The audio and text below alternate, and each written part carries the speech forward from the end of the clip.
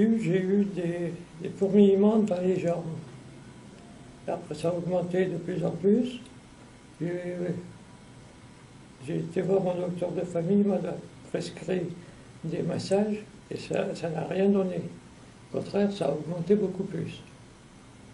Et après, il m'a envoyé ici à Montbord pour faire une analyse correcte. C'était les jambes qui étaient fatiguées, qui se fatiguaient plus que le reste. Je n'étais pas essoufflé, je pouvais parler correctement, tout ça. D'accord. Donc c'était une fatigue plus musculaire Voilà. et douloureuse par rapport aux membres inférieurs, Voilà. par rapport aux jambes. Voilà. Donc après, ça s'est étendu aux membres supérieurs, c'est-à-dire aux mains.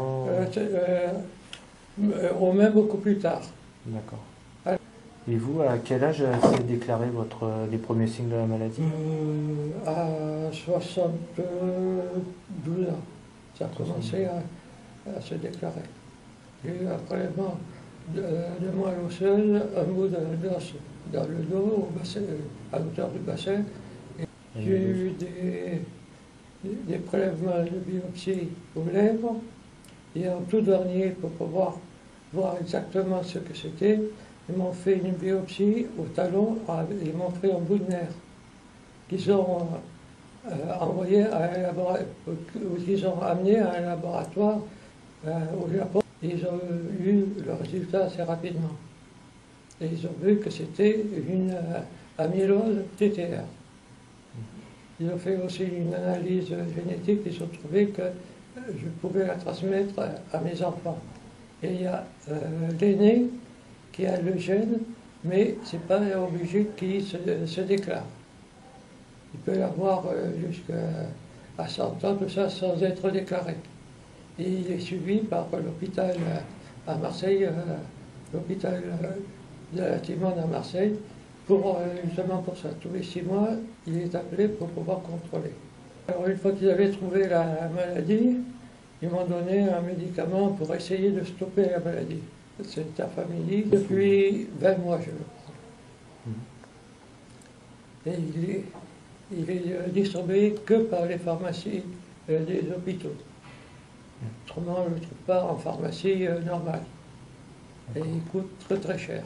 J'ai un kiné qui vient 3 fois par semaine et il m'a fait faire des exercices pour reprendre des forces aux jambes et aux bras. J'ai quand même une partie de la maladie qui est venue au cœur et c'est pour ça qu'on m'a mis un pacemaker défibrillateur. Ça évite que le cœur aille trop vite ou trop lentement. Et si par malheur il s'arrêtait, le défibrillateur se mettrait en route. J'ai des cachets, on me donne des cachets, j'ai des anticoagulants, j'ai des bêta-bloquants et puis des petits cachets pour le cœur pour que sa fonction soit régulière. Une légère diminution de la maladie. Alors, je pense qu'elle a été stoppée.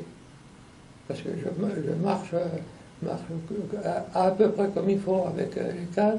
J'arrive à marcher avec une canne, mais c'est quand même assez dur. C'est les jambes que moi, je voudrais marcher beaucoup plus, mais c'est les jambes qui ne suivent pas. Mais est-ce qu'elle a été stoppée pour le moment?